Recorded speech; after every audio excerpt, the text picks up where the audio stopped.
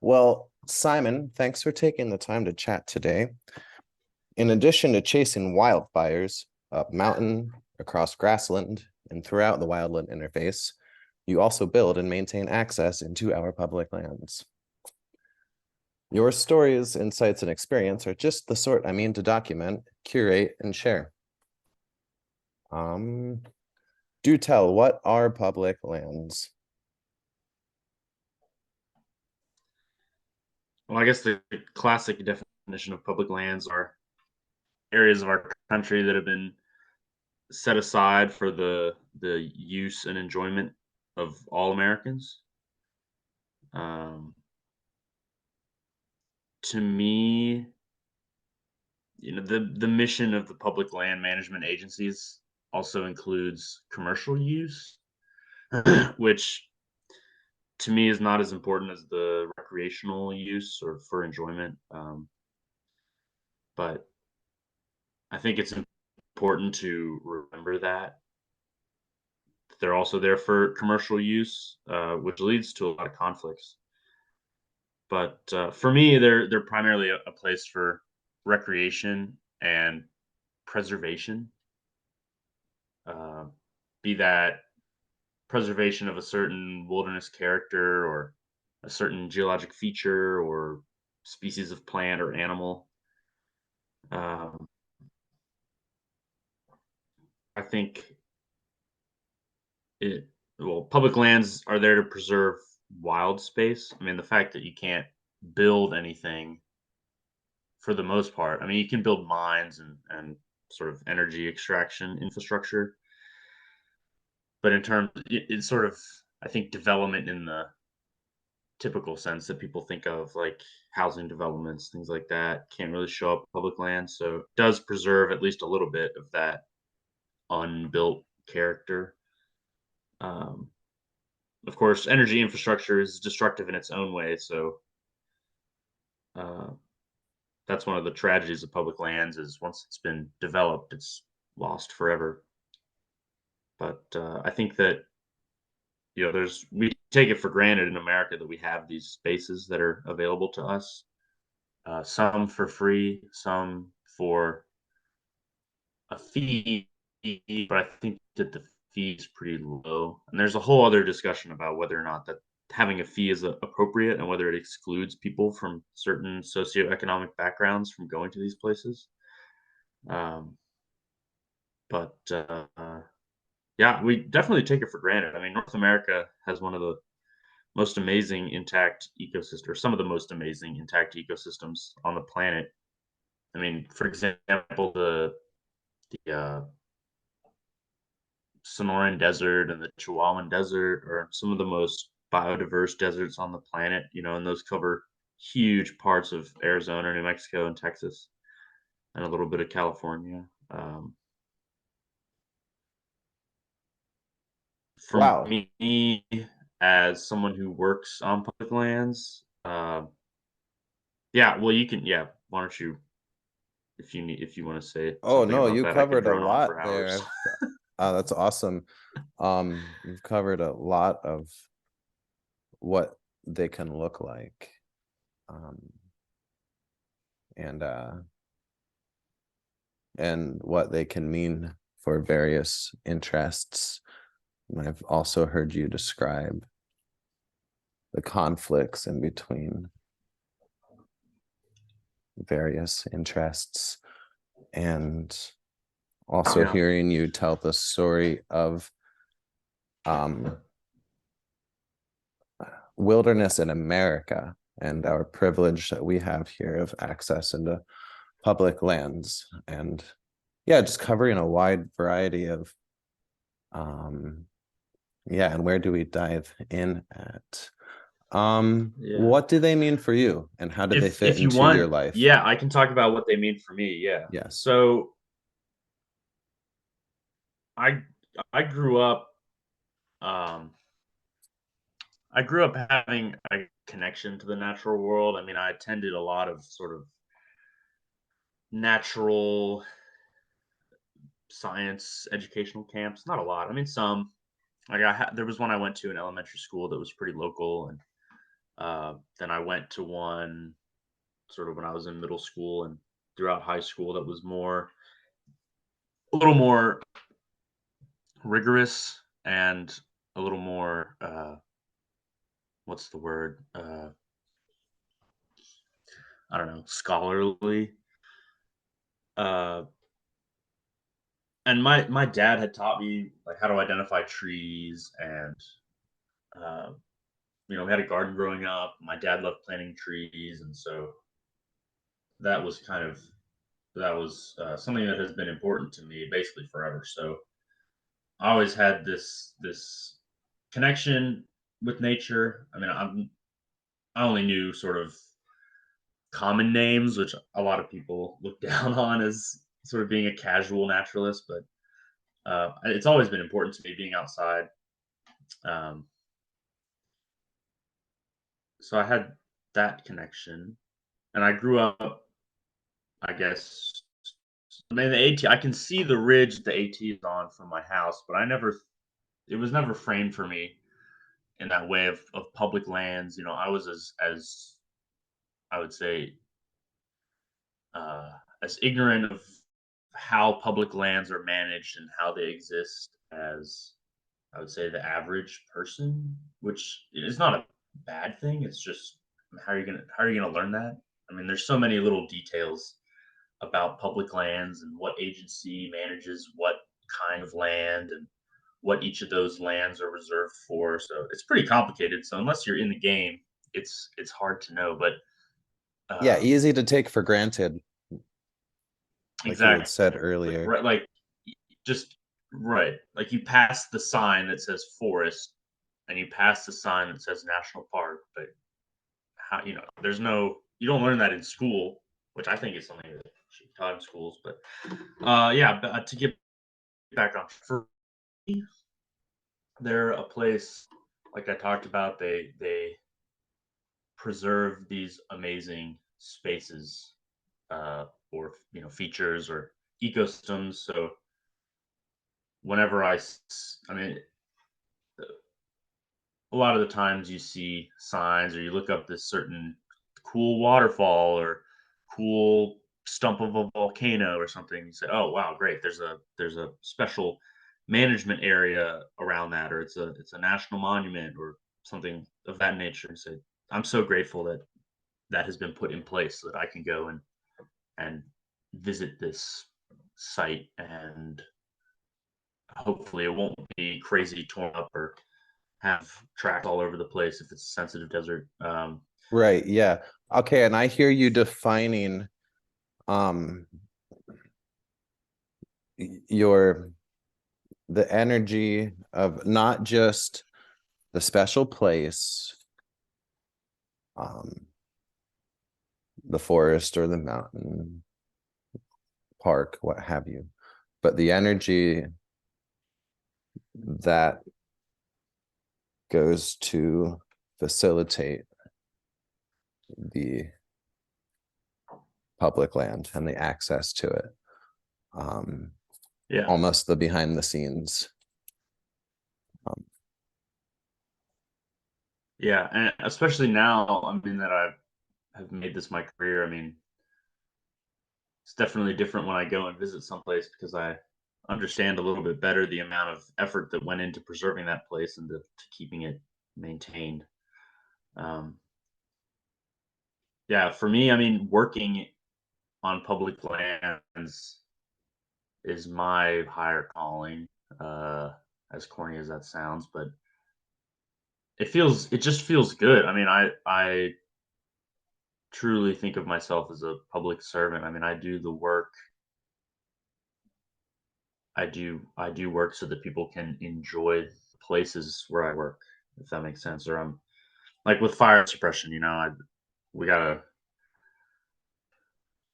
uh gotta put out the fire so that people can get back out in the woods or get back to their homes. And so that especially as fires become more destructive, so that forest isn't needlessly destroyed. I mean, I know that fire is good in a lot of ecosystems, but running crown fire that just nukes everything out and turns it into a moonscape. That's not great. Um, but and now I currently work at Shenandoah National Park, and a lot of trails. I mean, uh, it's sort of the main access to wilderness that people in the DC metro area have, and and it's interesting there too because it's an artificial wilderness. I mean, there are people that lived there before the park was created, and then they were removed from their land. So a lot of the trails are on old road beds, and there's rusty Model Ts and cabin ruins in the woods, and so that's definitely something different than most That's places out cool. west. But yeah, I I enjoy making these places better, um, and I think that like I mean I guess this is the answer to a question further down the road about trails and what a good trail looks like. But I mean it feeds into that of Yeah, yeah, yeah, yeah. if they I'll say about that. Yeah. So as long as I've known you, um, for a handful of years now, you've been chasing fires and trails um up and down the mountain.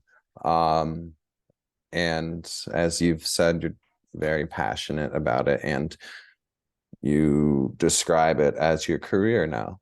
Um, and I'm most interested in hearing about fire and trail.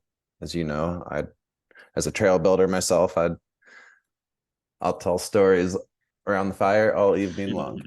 Um, where do you want to start? Do you want to talk about fire or trail first? uh well, yeah, I don't know. I mean there's sort of uh you talk about trails first. Okay, let's go. What Because it is all a tr starts with trails. Yeah. Oh yeah. Okay. Wow, word. I want to hear about that. It all starts with trails. Let's break into Well, I this. mean, just my personal journey started with trails. Oh, okay. Um, Okay. but yeah, I mean, we Okay, can. what is a trail? What are trails and why are they important? Okay, so trails, provide access to or through an area. Um, And we can put it in the context of our public lands, our yeah, national forests, yeah. our parks, grasslands, BLM, etc., So etc. there's all kinds of scientific definitions of trails. Um, in terms of and trails can be different depending on what the specs are for where you're building the trail. I Where do guess they go? Where do trails go? yeah. Well, they don't have to go to anywhere necessarily. And they can go to other trails. They can go to a spectacular view or some kind of amazing natural beauty thing. Um, I think that an important characteristic of the trail is that it's durable. I mean, we talk about leave no trace, travel and camp on durable surfaces. So one of the main jobs of a trail is to provide that durable surface so that people can travel through an area without destroying it. So, which is interesting because building a trail itself is a destructive process. I mean, Yes, it's it's quite a creative. development upon the earth. Exactly. It is you are creating something where there's nothing. So, it's almost like a sacrificial thing. You're like, "Wow, sorry I kind of had to bulldoze my way through this 5 foot wide strip of sensitive ecosystem." Uh, but you're doing that in order to prevent people from just sort of trampling where they will. I mean, you can direct people away from things with the trail because people will follow a trail. Um, yeah, so it's a you're creating a durable surface. You're focusing the use. on a little strip. Uh, it also, What do they access? What are their uses and purposes? And perhaps how has that changed over time as many were built historically? well, I think that most historic trails were built for, I would say, commercial activities, mining, lumbering, uh, just transportation in general. I mean, Yeah, this I idea of, one will hmm? notice many railroad grades and old wagon roads and such out in the woods. Yeah, I mean, they're everywhere. I think that the use, or just like the ability that we have currently to go out and just enjoy nature, like outdoor recreation, is a fairly new phenomenon for most people. I mean, think about um, people like Walt Whitman and other authors who have written all kinds of books about their travels.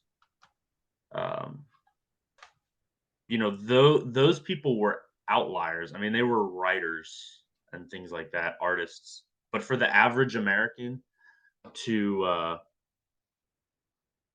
to be able to go out on their weekend and do the same activity that was uh, previously an artistic pursuit, um, I think is really revolutionary uh, in the evolution of public lands. Like, and it's changed. It changed what trails are used for. I mean, the fact that you're building a trail through an area specifically so that people can come enjoy it just for the sake of enjoying it, as a leisure activity, is something that didn't exist 100 years ago. Um, Or at least not to the extent that it does today. right. Yeah. Right. The CCC, that was like the first organization that was building trails for recreation. I guess that's not entirely true. I mean, the national parks have existed since what, the late 1800s. Um, but in terms of like the mass visitation, I think that, yeah, I mean that the access to public lands has become way more available in the last 100 years than anyone could have imagined. Yeah, and with Um, all different users, emerging user groups, all yeah, these new founded sports like mountain biking and rock right, climbing becoming very popular, people still taking their horses out there. um there's a it takes a lot of effort to keep these resources in shape, and um our federal government, when we're looking at National Forest, Department of Agriculture, Department of Interior, National Park Service, BLM, it's a responsibility of the federal government to maintain these resources. It takes a lot of energy and effort, and they send out folks called trail builders to go and take care of them.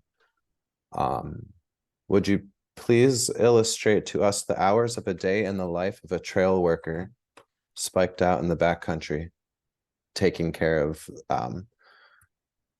in my opinion, one of our most privileged resources here in this country?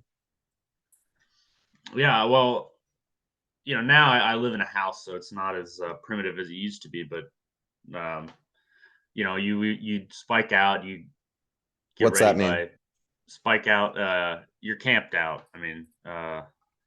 Camped out with a camp that you return to each night. At least in my experience, not always, but I always think of a spike camp as one that you return to. Okay.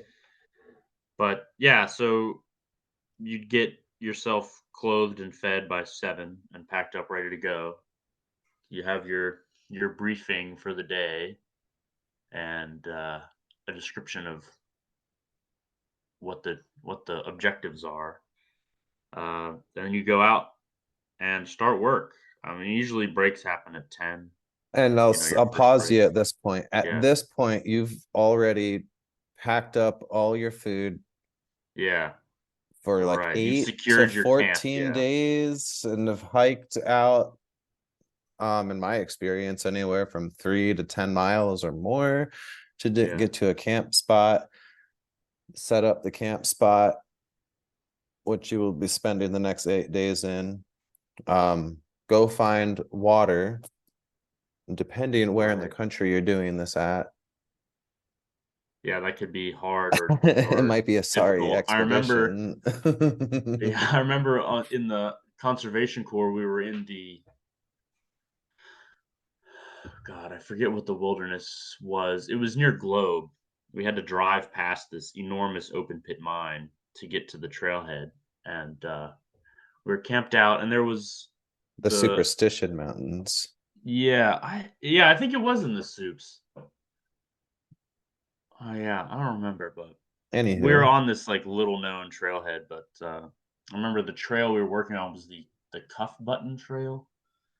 Um, so yeah, so one of our duties one day, we spent most of the day doing this, was just filling QBs for the next crew that would come out. So we made this gigantic cache of water for the next crew because it was going to get dry. And I remember, it was a big stack of water we made. And I remember after we got back from that trip, there were a couple guys on my crew who they were from back east. They were fresh out west, and they wanted to go on a camping trip to the soups because we were in sort of not the most well-known part of the superstition wilderness. So they looked at a map and they did all their planning, and they brought um, water filters, which is what we were using when we had been on hitch. And they hiked out there and they got to the creeks and streams that they had seen on the map as blue lines, and everything was bone dry. so, so they had nice. to, yeah, they definitely had to cut their trip short. As I said to them when they got back, I said, "Yeah, that's why we were stocking all that water, because we were in probably the best place to do that in the area." Yeah, it's like for real. Yeah, like, yeah, it matters. Yeah, and then on top of this excitement, now you have to go do a regular, like a task, a Right, job. You're gonna right, go build and fix the trail. right. Um, yeah, what's a day look like after you've secured water? What's a day in the life look like? Yeah. The minutia. So yeah, you've gotten up, you've gone through your safety briefing and task briefing, and then you have to get to your work site. Sometimes that's close to your camp, and other times it's not so close to your camp. Definitely, yeah. I don't know. There are pros and cons to both. And sometimes it's nice to have a little warm up walk before you get to work. Those are the Um, days. yeah. Because I don't know, I feel kind of lazy when I just am able to roll out of camp and just walk up the hill a little ways and start working. Um,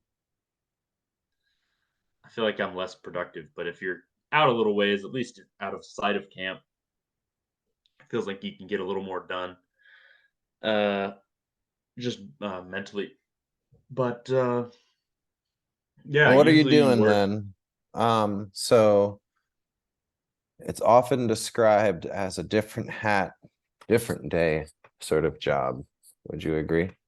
Yeah, I mean, sometimes I can think of one hitch in the Mazatzals where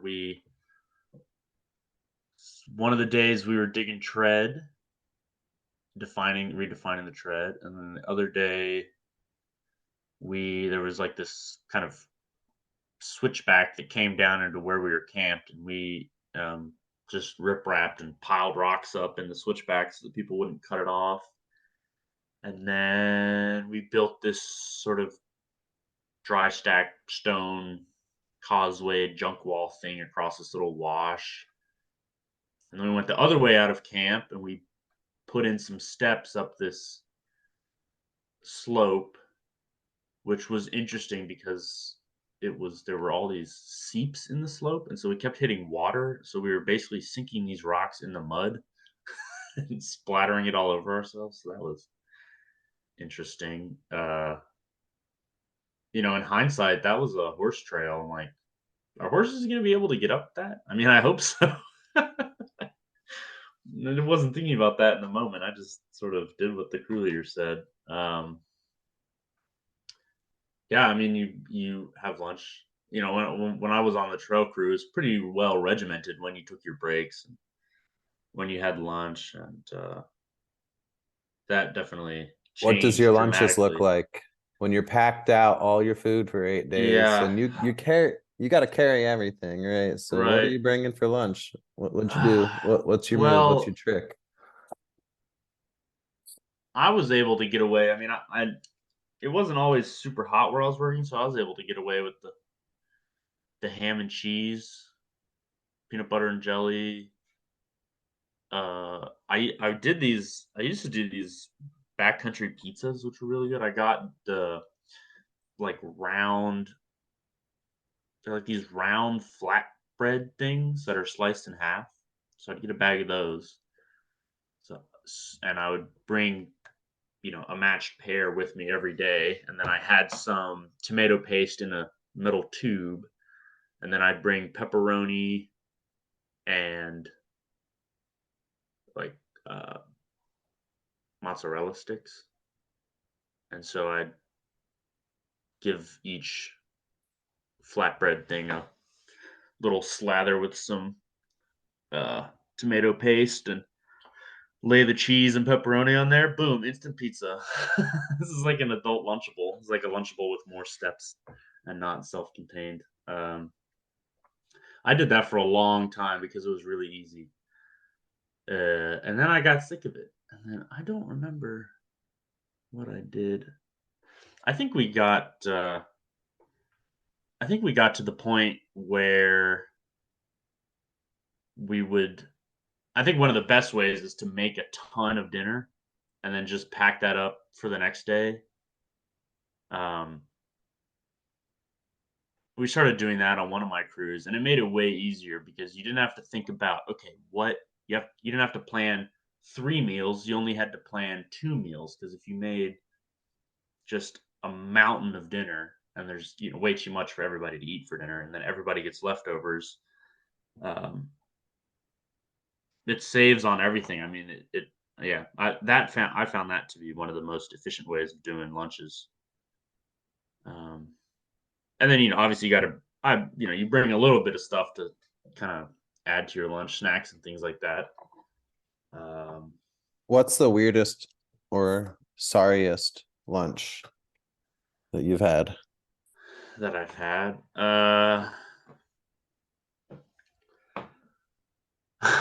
Definitely that was on fire. I mean, we'd get bagged lunches. Uh, the worst was when the sandwiches were moldy. I got a couple moldy roast beef sandwiches, so it's like, you bring the bag lunch, and, who knows how long it's been sitting out in the sun, and especially when you're in the desert, I mean, it's hot. And yeah, unwrapping your roast beef sandwich and it's moldy. The worst is when the sandwiches come pre-assembled in the bagged lunch, because then the bread like absorbs all the meat juice and it gets just disgusting. So the real good lunches are where your bread, your meat, maybe meat and cheese are together, but your bread and your meat are they're all individually wrapped, and then you assemble it so that way you don't get soggy bread. So that was always a delight when I had to assemble my sandwich myself, because I knew that it wouldn't be disgusting.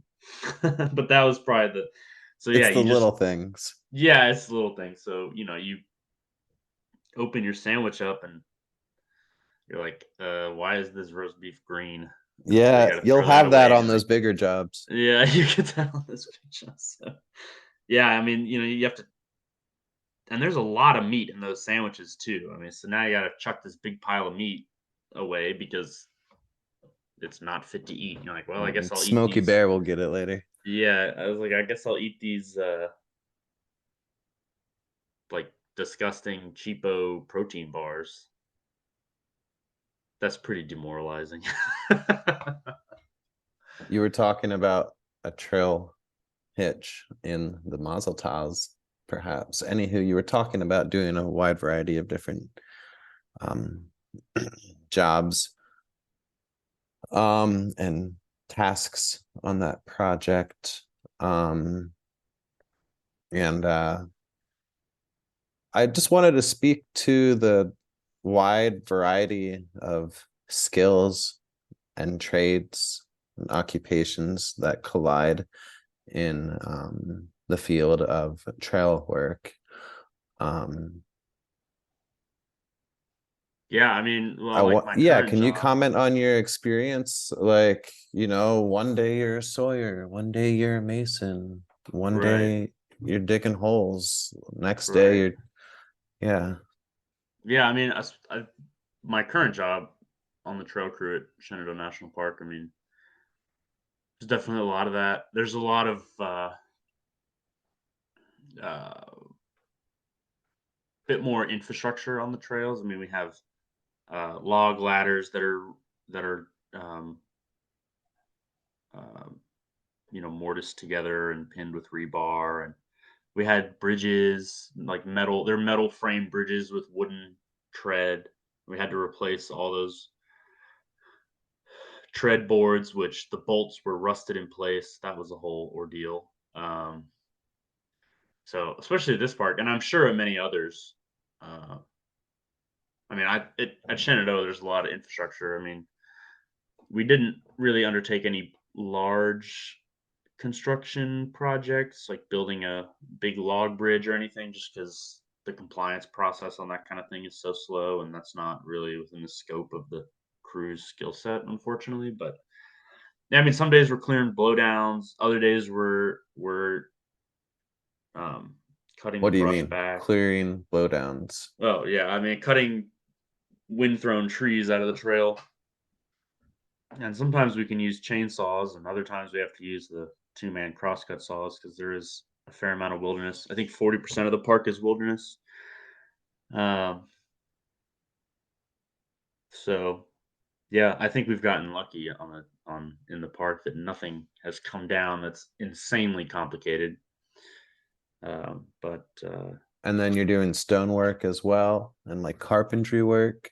yeah, some carpentry,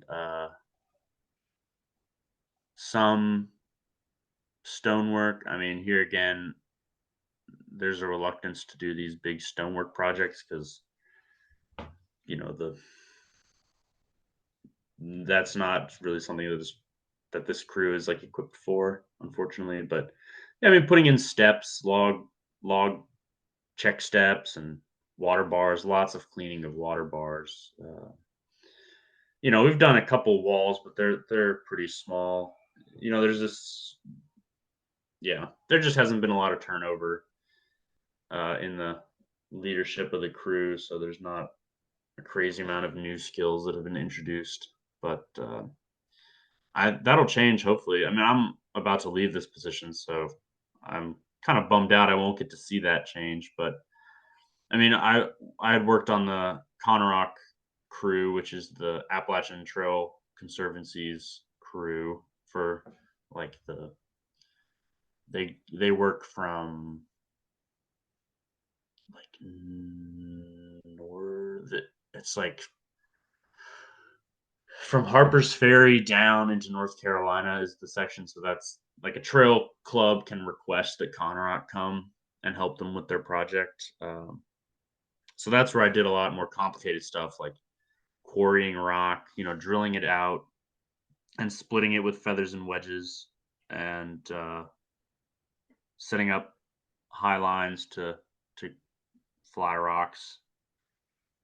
That's where I did most of that kind of work. Um, was on that The volunteer crew. heavier stonework and the rigging and Yeah, such. yep, building, crib walls, and That's spectacular working with yeah, yeah, like, the leadership is so skilled, and it's amazing that they can bring this crew of there's a lot of returners, but they can bring this relatively inexperienced crew together on these um, projects. And I mean, you're working on the AT, so it's like if you're gonna build it, it's got to last. Um, so yeah, but I haven't done that work in a serious way in a long time, which is kind of a bummer. Yeah. Um, So, although the hard skills are seemingly important, the soft skills can truly shine through a rainy day on a trail crew. Um, do you care to break into what some soft skills on a trail crew can look like? Um, and yeah, do you have any stories or experiences where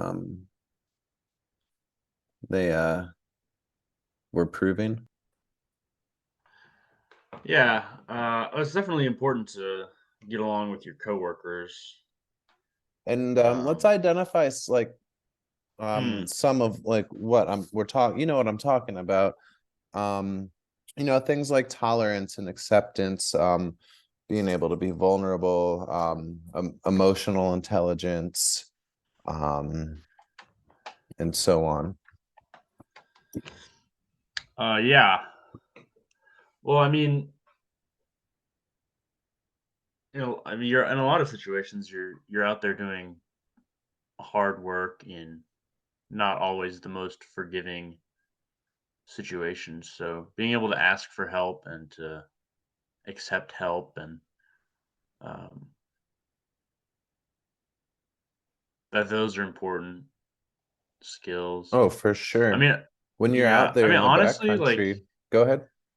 yeah. I mean, those soft skills are really one of the areas that where I'm deficient.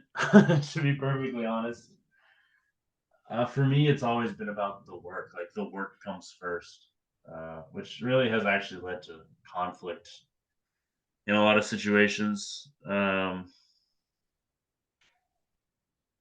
I've always been there to do a job. That's just kind of how I operate. Oh, for sure. Uh, but At the same time, you're part of a crew and everybody moves at right, the same speed. Um, right, and we're being asked to do like really hard things, especially when we're talking like doing fire, right? Doing hard right, things. And um you you're in places where you're with people and you got to know they have your back and they truly care right, for you.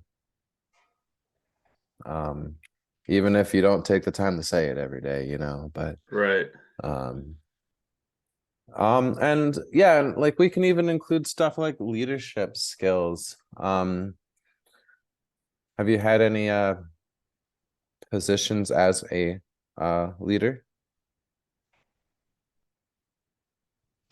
Um, yeah. So or moments where you had to like step yeah, into that kind of role?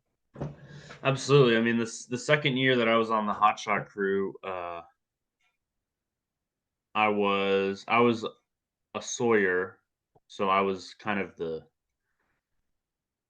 one of the more experienced guys on my squad, and besides the leaders, and so there were a lot of new firefighters on the crew at that point. So there was a lot of directing them that had to happen. Um, and then I did my firefighter type one assignment to get signed off, and so I had to lead a squad at that point. So that was pretty stressful. Um, I mean, it felt good though. So the difference one on the hotshot crew versus the trail crew. I mean, I think I that was a situation that was sort of better suited for my attitudes. There was a big emphasis placed on reputation. So we Diamond Mountain Hotshots was the crew that I was on, and we considered ourselves one of the best crews in the nation. And we were seen that way by a lot of other resources, which was nice. And so there was always this pressure to perform at the highest level possible so that we could maintain that reputation. We wanted to produce a product that was superior to any other resource that we were working with. And that was a hugely effective motivator for me, because things there were certain ways to do things, and they had to be done right every time. Um, because and if they weren't, I mean, you were letting down yourself, you were letting down the crew, you were letting down the generations. Well, not generations. I mean, the the crew had been around for 2 decades, so you were letting down the people who had gone before you. Which is a little harsh, but it worked. Oh, for And sure. Yeah, and add on we were top of able to that, you're produce. letting down the Yeah, people generations ahead of us who are going to want right. to Yeah, maybe have right. this It's like, resource or yeah, not, depending on how well you do, right? right. Yeah, people will This remember that stuff. I mean, people's memory is long in the fire world. I mean, if there's even a couple people on a crew who are acting out, or do something foolish in camp, or don't produce a good product, I mean, people remember that. More so, I would say, than if you do a good job. So you really have to do a good job all the time. Um, What does that and look like down to the detail, doing a good job, well, at least in your position? yeah. Well, I mean, when we were to cut line, And are give you? please allow some context, and when you're giving all these slang and terms, I might know some Oh of yeah, them, but yeah, I'll have to slow down and ask you what is cutting line, and what does it look like to do a good job of that, and yeah, yeah. give us the details here, So the nitty-gritty. so cutting line, you're creating this fire line through whatever terrain you encounter. I mean, it can incorporate natural features, but for the most part, it consists of a a saw cut where you've cut all the brush and you've limbed up any large trees, um, and any small standing dead trees that you can safely remove. You've done so, and that saw cut will probably be about 30 feet wide, and then the actual fire line is dug on the outside of that saw cut, the side that's away from where the fire is, which is, the fire side is the black and the non-fire side is the green. So it's dug, as close to the green as you can get it. The point of that being, when the fire is coming towards your line, it will, if it's in brush or something, it'll reach that point where there's much less fuel. You've cut it down to sort of the grass or forbs or needle cast that's there, so that the fire intensity decreases drastically before it reaches your line. Sure, And the if hope, you dug the and yeah, fire line on the side of the line, the saw cut yeah, closer to the fire, then the burning trees would jump the fire, yep. And if there's or the line brush that's rather. burning, then the radiant heat even sometimes is enough to ignite the fuel in the green. So yeah, so uh, the fire line itself, I mean, it depends on the conditions. It's dug down to mineral soil, which is the soil that has no organic matter in, and has little tiny rocks in it. And it's about 3 feet wide. Uh, And you all are just doing that for how many hours a day across what yeah, I across mean, the typically we mountain, would, up and over a mountain, canyon, gorge? yeah. So a lot of times, like if you're in mountainous terrain, I mean, there's a lot of natural features you can use. You can use big rocks, like bare areas of soil. So we didn't always have to dig. We also had dozer support in some places, but yeah. So we'd work 18 to 20-hour shifts for 14 days straight, with 2 or 3 days off in between each roll. Um, but so the crew that I was on, we were based out of Northern California, the eastern side of Northern California, out in the desert. So a lot of the fires that we responded to, at least the local fires, and that weren't in a timber fuel type, were desert fires, and so there you can employ what they call desert tactics, which you can call cold trailing, hotspot cold trailing.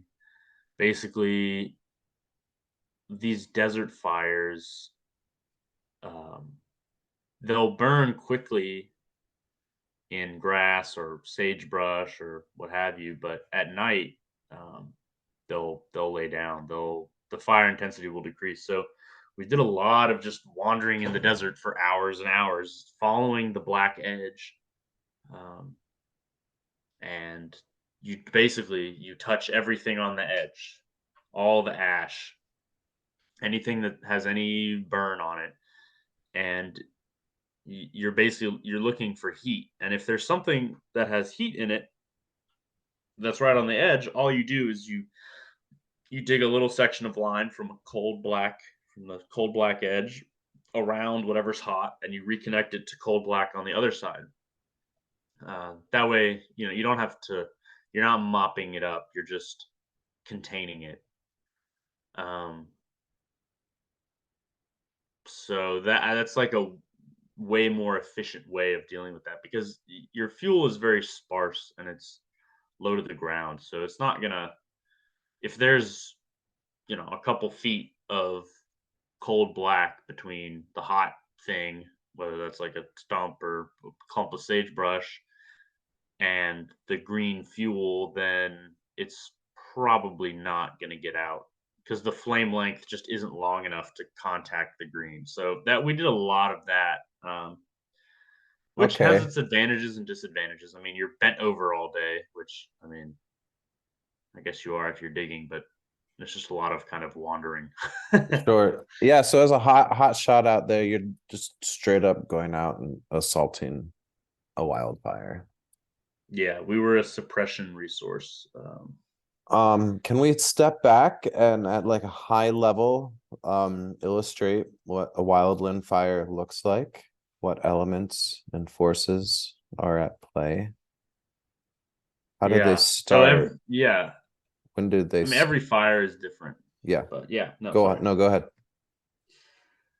Um, When do they start? Then what happens? so it depends on your fuel type. I mean, a lot of the fires that we were on that were local were just they were lightning starts. When I in 2019, I was on a Fish and Wildlife Service engine south of Tucson. A lot of those fires were rescue fires that were set by immigrants. Um, so that was interesting. It was sort of a savanna, a mesquite and grass savanna. So they didn't get crazy. I think 2 years ago, or maybe last year, they did have some extremely intense fires up in the mountains that were to the west of the refuge that I was working on. But a lot of grass fires. There were road. It was an old ranch, so there were a lot of roads everywhere. Most of the time, we just flapped it out with a rubber. It's like basically like a mud flap on the end of a stick, so you could flap it out and then use a leaf blower to basically put in your line, um, which is very effective, especially if it's like in a place where there's grazing, because you can just like cow patties hold heat and they burn really well, so you can just blow those back into the fire. So yeah, a leaf blower in a grass fuel type is actually extremely effective. Um, so yeah, and those were usually those fires were contained pretty quickly because they didn't get very big, because they would basically quit growing at night, and then you'd work all night alongside other resources, and you could get line around it, and then you'd have to mop it up. So those fires rarely lasted for more than a week, just because by the time everything got buttoned up, we could turn it over to like an engine for them to monitor. Okay. So once again, these are like grassland fires in southern Yeah, Arizona, and y'all were like the first responding hot shots, the first ones to get out there, and you go beat up the yeah, fire until other resources can get out there and monitor. yep, yep. And so Where that else was have you in Arizona. where else have you fought in fire? So um, Yeah, so on the shot crew and even on the engine crew, we went up, there were a lot of fires all over California, some in Arizona. I mean, we're on one right outside of Tucson that was my first year on the crew. That was in 2020 that you have been working in the burn scar of. That was something. The camp was at the bottom of the mountain. This is the Bighorn fire. Yeah, that's the Bighorn fire. Okay, tell us about this. So at the top of the mountains there, which I forget the name of. Is it what's The the name of those mountains? Catalina The Mountains. Catalina Mountains. Yeah. So I don't really remember, where how the fire started or where. I don't know if it was humans or what, but there's the ski resort, there's a lot of houses on top of the mountain, you know, wooden houses. And it is timber up there. So we were sent up there. We actually did some work. We parked the buggies at the same trailhead where you and I had gone climbing one time. Like, I recognize this trailhead. So that was funny. But That's funny. um yeah, so we did all kinds of stuff. We did a lot of structure protection because those were the values at risk. Um we were removing fuel from around the ski lodge that's up there. We were there was we were guarding some cabins. We cut a little bit of line, but there was some line that had already been cut. And basically, the way that fire would function is the like, I don't know, nocturnal winds, like the evening downhill winds would blow the fire out down the mountain out into the flats where it would kind of run out of steam. But by the time it got down to the foot of the mountain, then the diurnal winds, the up valley, up canyon winds would start, and it would blow the fire back up the mountain. So it was going canyon by canyon, draw by draw, headed east. So it would travel down a valley, and then it would get out to the flats, and it would move over a little bit, and then it would go up the next valley. So it was like munching its way east across, at least on the north side of the mountains. It was headed east. Um, so I remember we were working on this line all day, and you could smell it, and you could see the smoke. And as the day wore on, you could hear it. You started to be able to hear the fire, and then you saw the flames peeking up, and so that was interesting. It was like you could the fire was slowly getting closer and closer. Um, but it came up in this draw. We did a little bit of burning out, putting fire on the ground right next to our fire line to remove fuel. Um, but we had a bunch of engines there supporting us, and so I remember I was standing on the deck of this cabin that kind of looked out over this shallow draw, and there were all these dead trees, laying at the bottom of this draw, and the heat was like insane because they were all burning. And I had this hose, and so every couple minutes I would spray down the wooden parts of the cabin that was I mean, the radiant heat was like crazy. You could barely even look at it. And I would spray it down, and then I would, watch the fire, and watch the green and patrol. And then I'd have to check the front of the cabin, and minutes later it would be completely dry, even after I had soaked it with water. So I'd have to soak it again. So that went on for a couple hours. Eventually, darkness fell, and the fire died down and started heading back down to the valley floor. Um, yeah, there was a lot of that. I remember there's this area up top around the ski lodge, the whole resort area where it's extremely wet. And I remember we followed this trail um that was like it was like a jungle. I mean, there was like cottonwood, and there had been a fire in there before, so there were like a cajillion cottonwood and sprouts of all kinds of different trees. It was so thick, and we had to cut this 30-foot fire line through all that stuff, and there were all these dead trees that were hung up, and oh god, it was a mess. And it was humid up there for some reason. It was brutal. Um, but we got it done. I mean, we carried all kinds of rounds, and so um, yeah. Is that was that did No, that yeah, answer your that's question? we love wildfire stories here. And you Yeah, were up there in Summer Haven, is it? yeah. Summer Haven. Yep, is that town? Spraying down the sides of the cabins with Hmm. water every 5 minutes.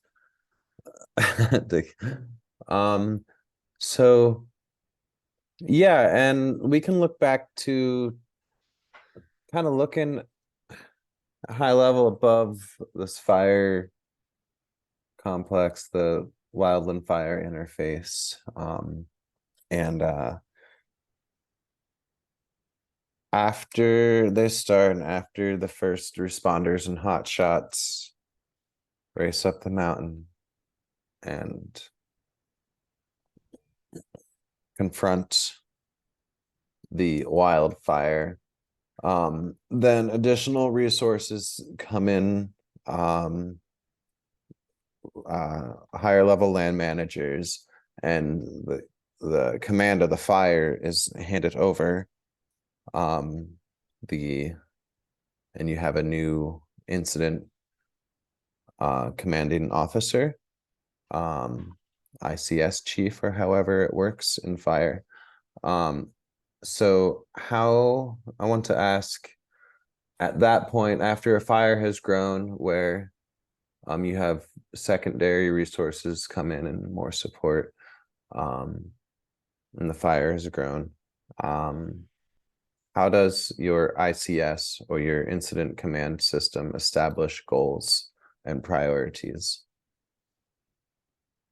Or what are these goals Well, and priorities? yeah. So I mean, honestly, that's a little bit above my pay grade. I mean, Sure. I understand at its basic, Okay. What does it mean at to its you most. as a guy on the front Yeah. line? Well, it's like you have your values at risk. So Okay.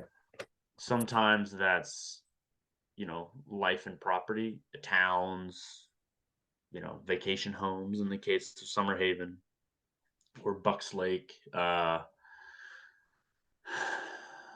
critical infrastructure, power lines, hydroelectric plants, you know, power plants of any kind, rail lines, roads. I mean, you name it. Any kind of human built infrastructure can be a value at risk. It could also be things like timber plantations. I remember we were on, I don't know, maybe the Dixie Fire or the North Complex, one of those, and we were cutting line, and all around us had been logged off who knows how many times and replanted with trees, and um, so we were prepping this road. We were removing the fuel from alongside a road on the black side of the road, and we had to be careful to not cut down the Jeffrey pine saplings because that's what had been planted there, as a timber resource. So, um, it could be, yeah, timber resources, could be, um, you know, archaeological sites. Uh, I know when I was on the engine, we were on a fire on the north rim of Grand Canyon, and we were digging line around this big archaeological site, um, so the fire didn't tear it up. It could be a wetland. I mean, most of the time the fire doesn't burn through wetlands, but you definitely don't want to cut line through a wetland or push dozer through a wetland or drop retardant on a wetland. So that was always a consideration. It's like, okay, how do we structure our suppression effort to avoid this wetland or to incorporate it? I mean, if your line stops where it gets too damp for the fire to burn through, that's great because that's an effective way of holding the fire in. Yeah, it was definitely interesting. I mean, being on small fires where we're like the only resource, where it's like us and an engine, Okay. maybe a helicopter. And then you go to these larger type 1 incidents where there's like a huge camp and there's multiple resources. Yeah, it definitely gets a lot more complicated. I never really had to interface. I mean, sometimes I had to interface with those resources, but it was only if we were holding a line to make sure the fire didn't cross, and I had to talk to the people that were next to us. Yeah. But Holding it's line. yeah. Holding the line. Have you ever fallen asleep on your feet? Uh, I mean, not like yeah, like jolt awake and then just fall over. I mean, sometimes. Um, yeah. I mean, straight up snoozing off. You'll never get me to admit to doing that. There were times where it's like, you kind of lose track of like where you are, like who you are, or you just like drift off into the ether. Uh, As you're just standing there observing, right? yeah, you're watching the green. At least you're supposed to be. I mean, it's the siren song of the fire is just too much. I mean, you got to look at it because it's glowy, but you're just watching for ember wash. I mean, there's definitely probably one of my scariest moments. We were on the Dixie Fire, no, the North Complex, and there was this there was this road. It was a 2-lane road. I have no concept of like where this was specifically. Somewhere on the edge of the fire. There was this road, and uh, we had there's like the 2-lane road, and then a little ways off in the woods was this like 1-lane paved road. And early this morning of this day, we had done tried to get a little bit of a burnout going along this uh, smaller road, which it didn't really work. We had to withdraw just because we were needed elsewhere. And then we I'm trying to think of like what the sequence of events was.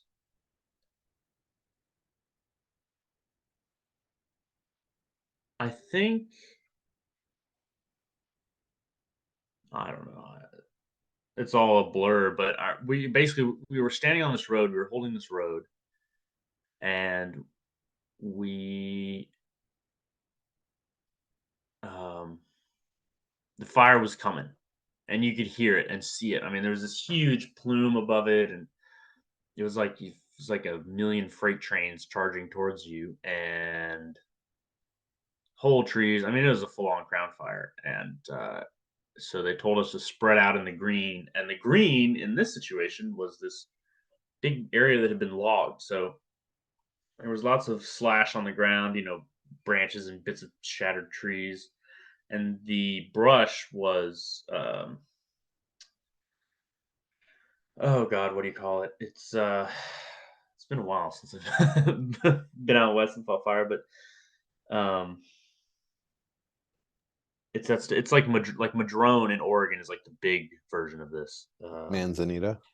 Yeah, it was Manzanita and a couple other types of brush. Some of which were thorny, but it was like 6 feet tall, so you could see it like rustling when people walked through, but you couldn't actually see the people. So we were standing there and watching the big burning chunks of bark fall out of the sky and land in this stuff, and immediately catch on fire. So there were only a couple saw teams, so like we're having to see the little curl of smoke coming up, so you have to bushwhack your way over to it, and the saws were like all occupied, so they couldn't help you cut. So we're like cutting with hand saws and like our tools, trying to get this contained. And these engine guys showed up and started laying hose, and I just remember this burning log that it was just me at this log, and the log was very dry, very pitchy, and it was like extremely in fuego. And I was like trying to dig line around it, but I just couldn't dig fast enough. And So I had to give up on that, and I'm digging line, and then I turn around, and there's like another spot fire that started right behind me. So I'm like, oh well, maybe I'll just dig line. So it was a losing battle, but I remember I like glimpsed my squad leader, and I was like, he just looked at me, and he's like, find Curd, which is this guy who was my sort of assigned buddy on the crew. He's like, find Curd. I was like, okay. So I found Curd, and he like has this look of like complete panic on his face. He's like, dude, we got to get out of here. And I'm like, Curd, look at me. We're gonna be fine. Like I had to reassure him because I mean, he was about to make a run for it because we were like completely surrounded by fire in this brush, and there were these engine guys. I think they were like municipal firefighters that had been sent there, and they had clearly were experienced with fighting like an actual fire in the forest, and so I basically had to calm them down and be like, "Hey, you guys just bring this hose up, and we'll spray out the fire." And it was crazy because like it was essentially just me. I mean, people were there with me, but everybody was involved in their own little task. Um, that's one of the reasons why hotshot crews are so important is because everybody sort of knows what to do, so that you don't have to be attached to somebody the whole time. So um, It's a really I cool think story. eventually dozers showed up, but yeah, I don't know, that was a wild day for sure. Why did you go fight fire? Well, for um, me, it seemed kind of the natural progression from what I was doing with the Conservation Corps. There were a lot of my friends were going into fire from the Conservation Corps, people that I knew, and sort of was like, well, if they can do it, I can do it.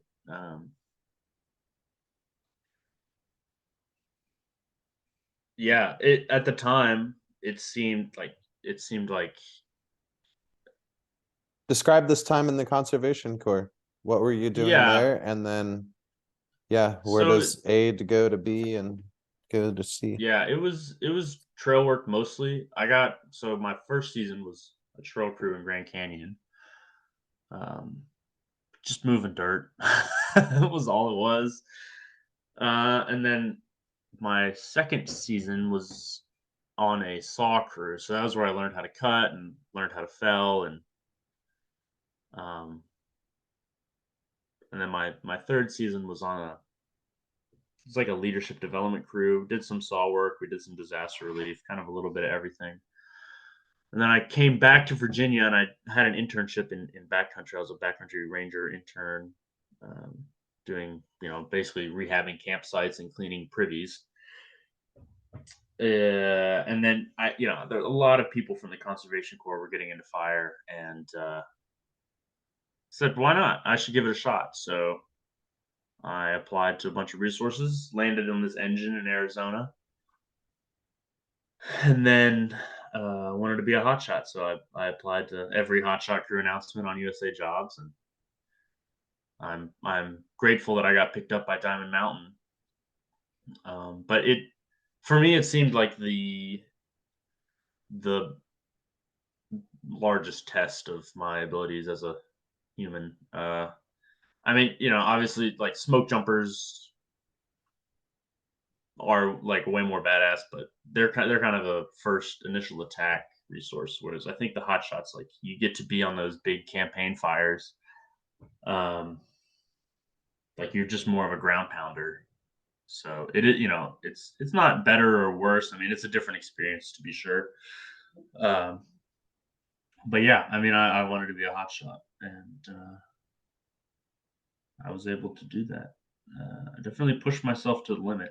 I mean, yeah, I mean, I can always have pushed myself harder, I think, in hindsight. But in that moment, I was like, wow, this is this is way more than I've ever done work wise or you know length of shift wise. So, um, What were but some yeah, of these challenging aspects for you? Um, what did you see that challenged others? well, definitely the most challenging for me is like the physical fitness. Uh, I like I'm not naturally fit. I feel like it's hard for me sometimes to find that motivation. Um, we were primarily a hiking crew in terms of the fitness requirements. Like we had this hill called Mo where you had to hike up. It's basically 2,000 feet. You had an hour to do it, less than an hour, 59 minutes and 59 seconds with full pack, full gear, whether that's a tool or a saw, and it's just straight up. And it is brutal. So, and it's brutal physically, it's brutal mentally. It's like a complete. It totally messes with you. The hill. So being able to overcome that was difficult, and then just the working conditions. I mean, you work late shifts, you work long shifts. We weren't allowed to sit down at all during the day or really take our packs off unless we were trying to get something out of it.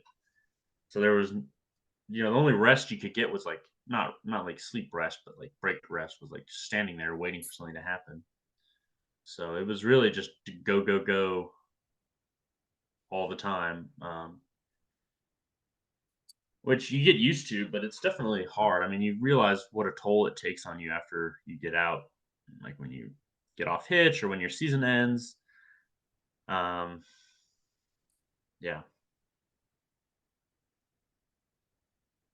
Um,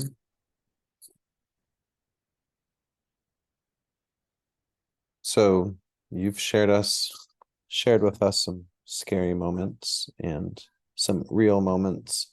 What about the fun moments? Maybe a little too fun. Yeah, I mean, we had a lot of fun on the crew. I mean, we played all kinds of pranks on each other. We Oh, built we a like potato prank cannon. stories. Let's go. What were the good ones? uh, well, the um,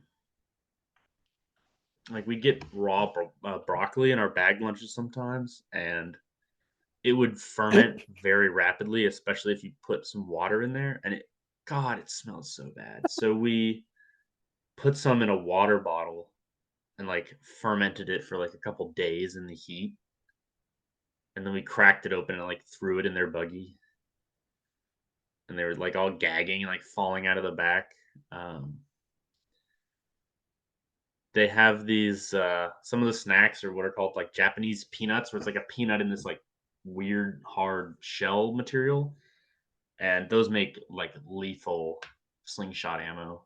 So we'd like slingshot those at people. God, all kinds of other shenanigans. They would hide like, well, they got like fart bombs as like little bags, which was totally cheating. They were throwing those in our buggy. They hid like Totally dead cheating. stuff in bags. I mean, just disgusting things, but all harmless, of course. Yeah, we had various like stupid challenges for people to do. We made a lot of MRE bombs where you take the powder from the heat pouches and put a bunch of it in a water bottle and then add water and close the lid and it blows up, like just pops. Yeah, shenanigans, and it was a great way to release the tension. So yeah, most of the shenanigans was like that.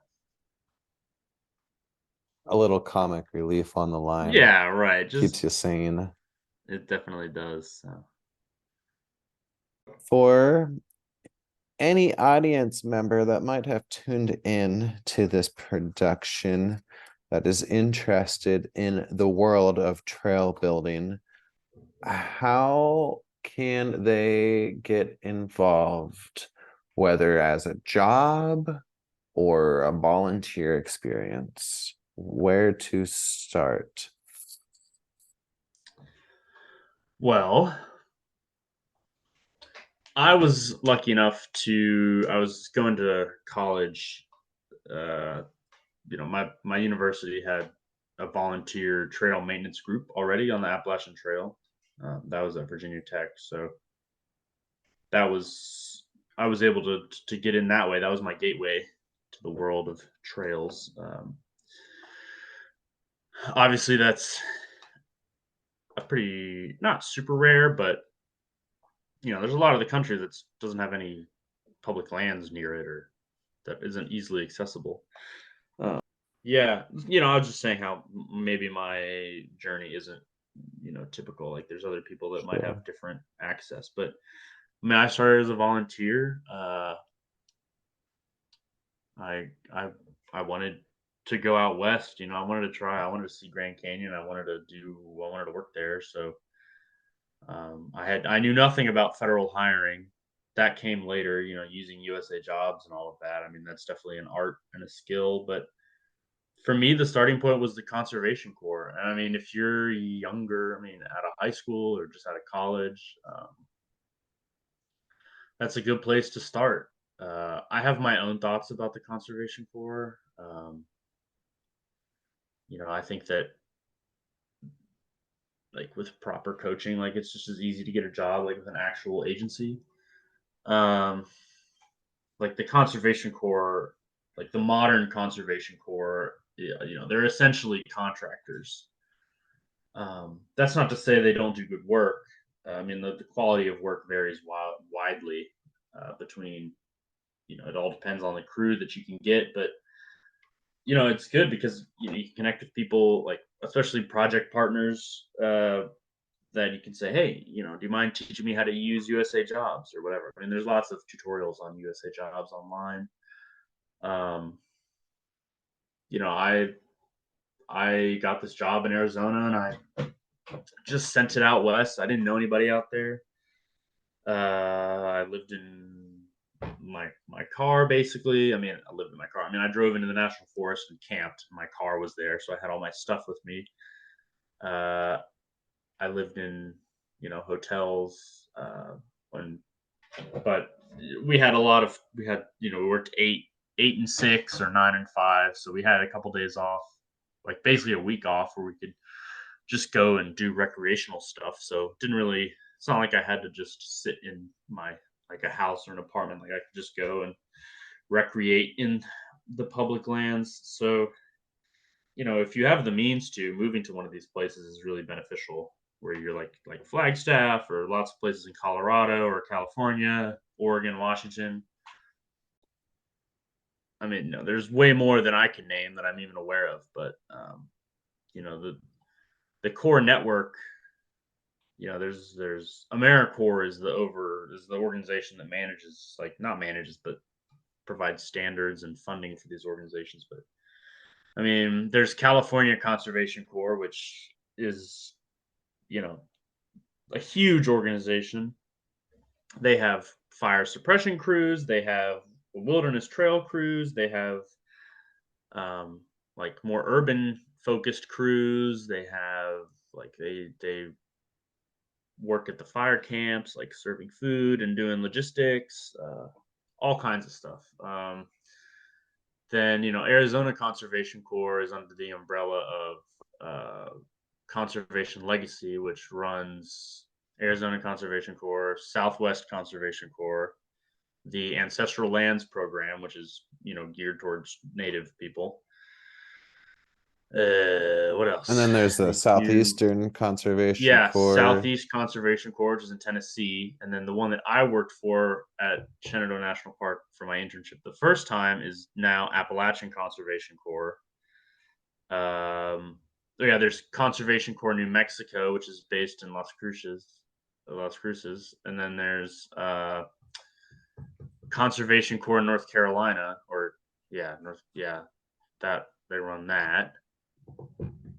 They have a Stewards Individual Placement Program, which is internships. Gosh, I think that's all of their subunits. I'm probably missing some, but yeah. So Conservation Legacy is a big organization. They got all kinds of opportunities and different crews. There's like Vermont Youth Conservation Corps. I think there's one in Michigan. Didn't you work for one in Michigan or Wisconsin? I did work for Or is that someone Wisconsin else? Conservation Yeah, Corps. you did. I And remember. then Yeah. even looking further west, there's the Pacific Youth Conservation Corps. Yeah. Um, yeah, so anybody that could be interested in any of these programs, great if you're out of high school and don't know what you want to do with your life and like going out and getting dirty and playing in the woods. I want to gain real skills, real experiences, real people. It couldn't hurt to go do a season with the Conservation Yeah. Corps.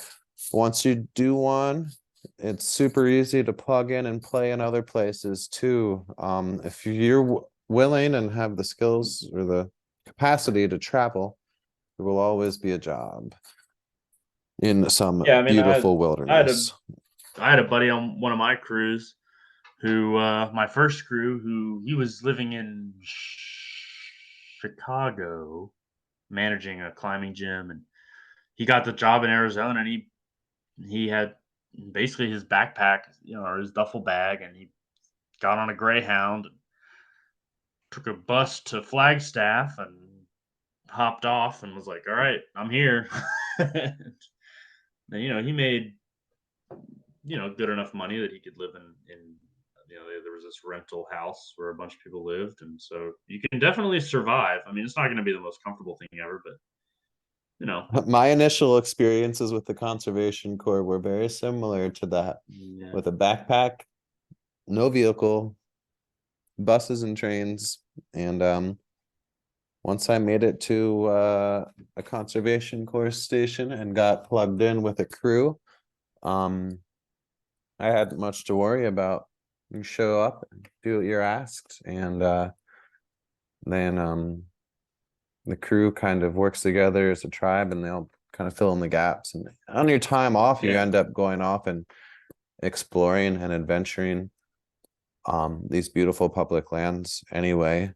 Um, uh,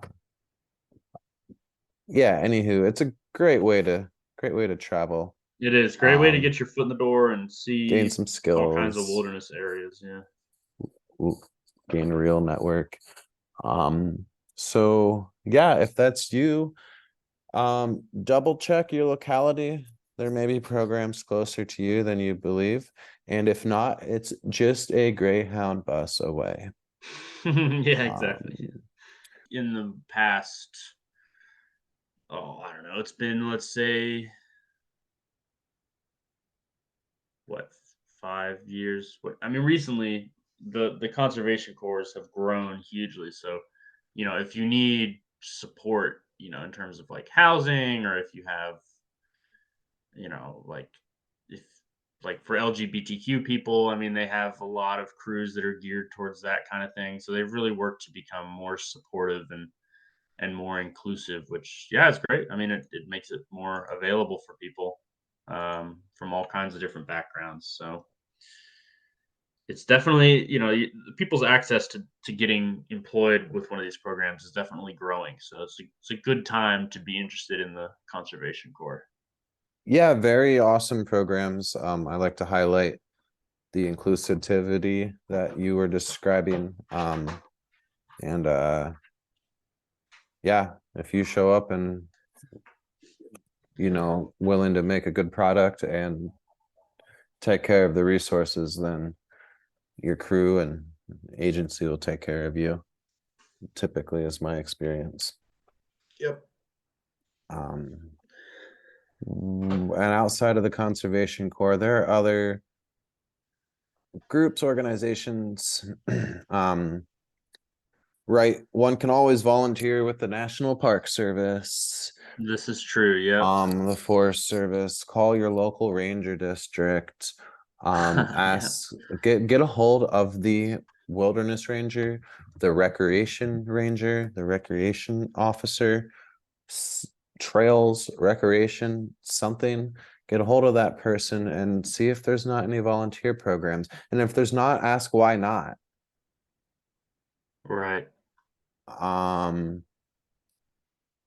then outside of federal agencies and state agencies such as state parks and such, there's nonprofits such as, and Simon, you're probably very familiar with the Appalachia Trail Conservancy. Yep. There's um also the Pacific Crest Trail Association, Ice Age Trail, Florida Trail, lots of nonprofits out there. But most of that work is volunteer. But yeah, I mean, it depends on what your situation is. If you need a foot in the door, Yeah, it depends what you want to do, right? Like if you just want to be involved and include being, participate, yeah. it doesn't hurt to Mhm. call. There are organizations out there doing this kind of stuff and taking care of access to our public lands, and they will often invite you with open arms in joining their efforts. Yep, um completely. Are there, Simon, any particular organizations, efforts, or causes that you would like to give a shout out to? You would like to speak to? um, yeah, I mean, shout out Appalachian Trail Conservancy Connerock crew. They're an excellent trail crew. All volunteer, but they feed you and drive you around. So if you're in Virginia or North Carolina, they're definitely good. Where are Uh, they at? Is it Sugar Hill? Sugar Grove, Sugar yeah, in Grove. Virginia, like Southwest Virginia, is where the base camp is. Another thanks goes to um, Diamond Mountain Hotshots. They made me, I think, who I am now. I mean, that was probably one of the most important experiences of my life. I mean, they're a solid crew. Um, Dan Dobbins, the superintendent, he is an excellent leader. Uh, I would follow him anywhere. uh, yeah, I mean, also to the Arizona Conservation Corps, they gave me my first actual job in trail maintenance, so they're a good organization and they have lots of diverse projects. And Flagstaff is an incredible place to live. So. Do you have any general advice for wannabe trail builders or firefighters, or perhaps new ones? Perhaps it's their first year. You can first year foresters or whatever, just new to this world. I think that being able to, admit to yourself that you don't know something is important. Uh, and then at the same time, there's a wealth of literature out there about trail building, with fire. Like there's the lessons learned center, so there's ways to like expand your knowledge past the basics of what you're doing. So, I think committing to learning more and always trying to grow your skill set is important in both of those fields, becoming more proficient in your craft. I mean, because they are a craft. I mean, it's just like anything else. I mean, you have skills, and for me, learning to do a job as efficiently and safely and as well as possible is really important. And gaining more skills just makes you a more attractive an asset to any team. So.